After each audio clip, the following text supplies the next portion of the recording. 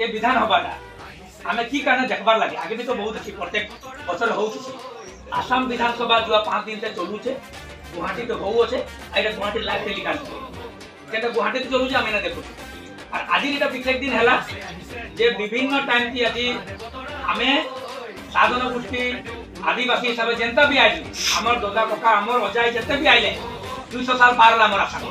आम देश अधिकार देश मेन अधिकार आम माटिर अधिकार तार आरो आमर जनजातिकरण अधिकार और विभिन्न जिसब अधिकार लेकर आमर दल संगठन एससीएमएस विभिन्न मानुष जिसब दायित्वपूर्ण भावे माटिर पट्टा एकदम क्लियर काट तुम बुझी लबो हिमंत आहिसे आहारे बतरा लय पुरा दे पकाय दे बुलाय जबातলৈ পহাৰি দিবলৈ मामाक सुइसा बोलय কাবুলে খাই রেজিস্টার চা বাগিচা আছে আর এই রেজিস্টার চা বাগিচা যে লেবার কোয়ার্টার আছে বাতে পথে ঘুরিছে সাইকেল খন লয়ুলা মোদির কত বছর সামনে করিও কিন্তু সরকার বনাবার কি আমার মেন ভূমিকা দিছে আমার বাগানোর আদমি আমার চা জনগোষ্ঠীর আদমি আমার মেন ভূমিকা দিছে যত আমি ভোট নাই দেবো না বা আমি জায়গা ভোট দেবো সে সরকার বনা তো আমার বিপুল ডিমান্ড আছে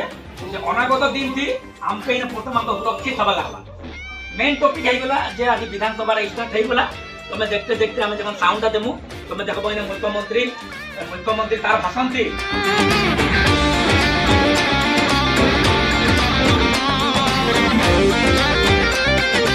बा टेम्पोरली काम আছে বা যার ঘরে যার নামে ঘর আছে সে সবকর নামর মানে অনাগত দিনে কিন্তু মাটির কোঠাটা হবা কিন্তু তারও একটা সিস্টেম সরকার বনাই দেবা শ্রমিকসকলক और অসম চাহ মজদুৰ সংঘৰ और आम खाजन चाह बागिचार कल्याण विषय महोदय धन्यवाद ज्ञापन करिছোঁ आज এই অনুষ্ঠানটো आयोजन কৰাৰ কাৰণে और আপোনালোকৰ যোগেদি खाजन चाह बागिचा হয় আমি माननीय मुख्यमंत्री महोदयक আমি धन्यवाद ज्ञापन কৰিব বিচাৰিছোঁ এটা পদক্ষেপ আমাৰ বাগিচাৰ কাৰণে আমাৰ বাগিচাৰ লোকসকলৰ কাৰণে এই মাটি পট্টাৰ যি प्रदान करा जी पदक्षेप माननीय मुख्यमंत्री मैं धन्यवाद ज्ञापन करिছোঁ कारण हिमंत विश्व शर्मार नेतृत्व में आज बागानर जी व्यवस्था आज 200 बचर पार हो गला आमर आदमी सामने कोनो माटी पटार अधिकार नहीं थे जार कारणे आमर छुआस मेट्रिक पास करूँ बीए पास करूँ ताके बाध्यता हो करी ताके काम करवा पड़ता बागाने काम पड़ता कारण ताके घरटा बचाबार चाहे हिमंत विश्व शर्मा जिंदाबाद जिंदाबाद जिंदाबाद हिमंत विश्व शर्मा जिंदाबाद जिंदाबाद आहिसे आहिसे हिमंत आहिसे आहारे बतरा लय प्रोग्रामटा देखबार कारण आज बगान भी बंद होते दिला जाते आदमी सब बुझी पाओ जे असेंबली में की हुए आज ज्येष्ठ अछ आय मात्री अछ आपन सबके ऋषिकदा বা মই বুলি নহয় আমার ওয়েলফেয়ার বাইদেও আছে আমার এসএম তো বিষয়ববীয়া আছে আদিবাসী মানুষকে বিজেপি সরকার কি করছে বলি কইলে খতম নেই কারণ কে গুটে কই পারে যে চাউল ডাল নহলে বি হবা কিন্তু নাই হেলে প্রথম আমরে প্রবলেম হবা লাগিব আমারে সংস্কৃতি আমর জনগোষ্ঠীরে প্রবলেম হবা আর এটা পুরো হইত কথা বাকি কে ভাই লাখ টাকা কমাছি গাড়ি ঘোড়া আছে মাটি বাড়ি আছে হে আমি কইতে পারি নিউজটি যে চাউল মেটাতে আমকে না লাগে কিন্তু যখন এই বস্তুটা আজি আমার কেতে হেল্প করছে হসা কথা লাগে না আমকে কেতে হেল্প করছে আজি 1250 টাকা পয়সা তুই দেখলি গুলো ফটো 1250 টাকাতে গুলো মহিলা ঘরর এভরিথিং বাজার করলা আর ফটো দিলা ফেসবুকে যে মই অরুণোদয় পাই করে আনিছে কেন নেগেটিভ কমেন্ট দে পারবা এই ঘরটা চলাবা কই মহিলা যে 1250 টাকা যে 2 কিলো রাশন আনলা তার লড়া চলি টাইমে ভয় পারলা এই লড়া চলি খাই করে কালি স্কুল দিবে তাতে ডাঙর কথা কিবা হই পারে নাকি হ্যাঁ আপন সব কথা সব জানি থিব যে আমকে যে সব সরকার আসনি দউছে জনকল্যাণমূলক আসনি আগে যে ঘরে গুটে পড়ছি বনাবা কাতে কোম্পানি পারমিশন লাগুতলা মুই চালি উতরামি মোর ঘর ডাঙ্গর পড়িয়া মুই চালি উতরামি চালি ওয়েলফেয়ার অফিসার মানা করুতলা প্রত্যেকটা বাগানো কাহিনী লাগে আজি সিএম কইতে যে তুমি পিএম ওয়াই ঘর পাকা ঘর বনো কেন ম্যানেজার তোমাকে ম্যানেজার রুকাবা আজি এনওসি দরকার নাই আছে পিএম ওয়াই ঘর হলা সিধা বনবা হয় না হয় আজি গর্ভবতী মহিলার কথা গর্ভবতী মহিলাকে 12,000 পয়সা বেশি আমার সন্তান জন্ম হওয়া পিছাও বিভিন্ন ফ্যাসিলিটিজ আছে আজি বগান তো 200 সাল আগে से চাই না যখন সে নাই বগান আছে তার পিছে সরকার দিলা অ্যাম্বুলেন্স কেদার দেইতা সরকার আর আজি খাদান বগানের সরকারি অ্যাম্বুলেন্স কেদার আছে বিনোদ হাজুকে গোটে অ্যাম্বুলেন্স দিয়েছে আর গোটে সরকার দিয়েছে দুইটা অ্যাম্বুলেন্স আমার 24 ঘন্টা রাতে কুটুছে আমার খাদান ড্রাইভার মানে চলুছে হয় না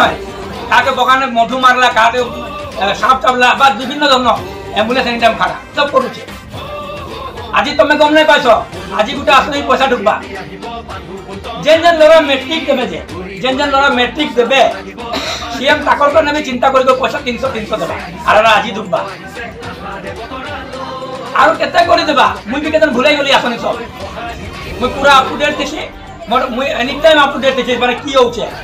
দাদা পুরা আপ টু ডেট দিছি কি হচ্ছে ঠিক আছে আমি জানবার লাগবা না এই কারণে এই সরকার খনর কারণে আমকে সদায় খাড়া উঠবার আছে আমার নির্বাচন আছে আমার আমি সদায় সেই সরকার সঙ্গে থিবার লাগবা যেন সরকার আসামৰ ডেভেলপমেন্টৰ কথা কইবা সাত জনগোষ্ঠী ডেভেলপমেন্টৰ কথা কইবা আদিবাসী ডেভেলপমেন্টৰ কথা কইবা এবি তুমি দেখব আমার ইনুছে জনজাতিকরণের কারণে আমি যাইছিলাম মুই বি যাইছিলি সবে যাইছিলাম আমি আর আমাকে জনজাতিকরণ লাগবা বি আমি এটা লেই করে চলবা আমার অধিকার লাগে আমার লড়া চলি পড়ুজন অধিকার আমার পদ সংরক্ষণ হবার লাগবা কিন্তু সরকার করে তার উপরে কিন্তু কাম করে যাও আছে আর অতি শীঘ্রে কিন্তু তার উপরে ভাল রিজাল্ট হবা আর আমার জনজাতিকরণ যখন হবা আমার ফিক্স কোটা দিবা যদি 100 সিট বাড়লা 20টা আমার থেকে ডাইরেক্ট ডক্টর যদি 100 সিট দেবা গভর্নমেন্ট 20টা কিন্তু সাত জনগোষ্ঠী আদিবাসী লড়া চলি ডক্টর সিট রিজার্ভেশন দিবা এখন আমার বাগান সে ডক্টর বাহার এই আমার উদালগুড়িতে ভাইটি একজন ডক্টর সিট পাইলা পড়বা গেছে তার মা আশা করি লাগে আজি বেটা ডক্টর পড়াবা গেছে কেতে খরচা আছে আমার ক্যাপাসিটি নাই ন বা আমি ইচ্ছা করি বি নাই পারছি কিন্তু গভর্নমেন্ট যদি ভাল কাম করুছে আমি গভর্নমেন্টকে কিন্তু আমি হেল্প করবা লাগবে আমি গভর্নমেন্টক খারাপ উঠবার লাগবে মোর কথা এটা লাগে মুই পলিটিক্স নাই করবা মুই বিজেপি করতে সবে জানছ কিন্তু বিজেপিটা পিছে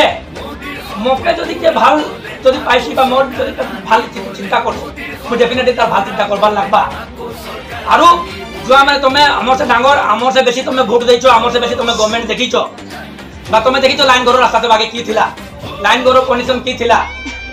চাউলর বি আমি 65 35 কিবা গোটে পয়সা দেবার পড়ুলা তো সেই পয়সা বি আজি তারিখে আমার বিনামূল্যে আমাকে সুলভ মূল্যের চাউল বেশি যেহেতু ডাল চাল এটি নতুন স্কিম আনিছে তো কিবা গোটে ন্যূনতম লৌছে কিন্তু হাটা বি জানুয়ারি কম হবা এই যে ডালর পয়সা আমি দিলা যে 117 টাকা ডাল চাউল আর চিনি হাটা বি পয়সা কমতি হবা তো আপন সব মানে আমি বেশি জানতো বলে নাই কবা তোমাকে তুমি জানি তো তুমি যদি কোনো কথা জানতো আমাকে কইব যে গভর্নমেন্ট এন্ড কাম করুছে সেই কারণে আমি মুখ্যমন্ত্রী মহোদয়কে আর আসাম গভর্নমেন্টকে আর মহামানব কর্মী আমার নরেন্দ্র মোদী ডাঙরিয়াকে আমি ধন্যবাদ দেবার লাগবা যে আমাকে সে দিল্লিতে বসে বি আমার চিন্তা করছে আমার ঘর সামনে আপনি আমার চিন্তা নাই করছেন জানো করছেন কিন্তু সে দিল্লিতে বসে করে আজি এটা কোনো দেশ দেখি বেসাই যে জানো যে সাত জনগোষ্ঠী আদিবাসী মানুষ আছেন বহু দুঃখিয়া দরিদ্র লাগান বহুত কম হাজারে কাম করছেন আর তাকে বহুত প্রয়োজন আছে এই সুবিধা সব আজি একাউন্ট কে খুল দেলা কে করে দেলা একাউন্ট আজি আমি আগে পয়সা নাম কটা পয়সা পালে চেক বিক্রি করবার লাগুতলা চেক বিক্রি হে চেক কিননে वाला খাই তো 5-6 হাজার টাকা আজি যেনে বি যেতে বি টাকা পাউন্ড ডাইরেক্ট একাউন্টে ঢুকছে হাজবেন্ড পয়সা ওয়াইফ উঠে नहीं पारे वाइफ পয়সা হাজবেন্ড উঠে नहीं पारे कोई মই মতালি নাই না কোন বেটা বাপ ঠকি তোর পয়সা লেনে পারে হয় না তাহলে ভালো যেন বেয়া হইছে তো এই সব কথা লাগে আপন সব জানছো যদিও মই রিপিট করুছে আর কিছুমান কথা হয়তো নাই বি জানো কারণ আপন সব মানে নিজের কামে ব্যস্ত দিছ আজি বাগানের ক্ষেত্রে দেখো তুমি হাজিরা ইতিমধ্যে বাড়বা একদিন ঘোষণা করছে রূপেশ গোয়ালা দিনজয় মিটিং যদি কে যাইছিল গম পাইব রূপেশ গোয়ালা দুইটা ডাঙ্গর দুইটা ঘোষণা করলা মই নিজে উপস্থিত ছিলি দাদা থিলা আমার কাম কেতে বছর রিটায়ারমেন্ট আছে 58 রিটায়ারমেন্ট আছে কাম যদি কাবার 58 হয়ে গলা মানে 58 মানে 58 যদি হয়ে গলা রিটায়ারমেন্ট আছে কিন্তু এবি গভর্নমেন্টে কইতে যে আমি রিটায়ারমেন্ট বয়সটা 60 করব রিটায়ারমেন্ট বয়সটা 60 করব যদি আর 2 বছরে আপনি কাম করি পারবা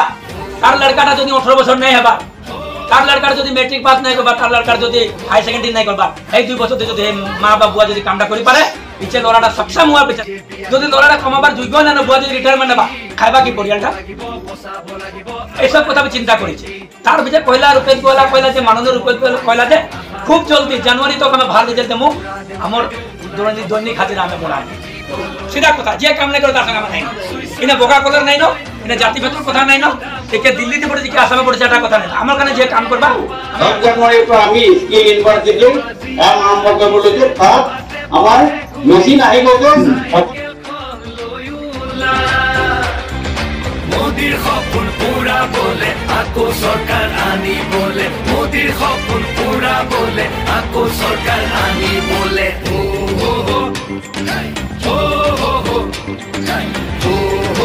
কোনো অহংকাৰ হৃদয়খন পৰিষ্কাৰ আহিছে মৰমৰ দাদা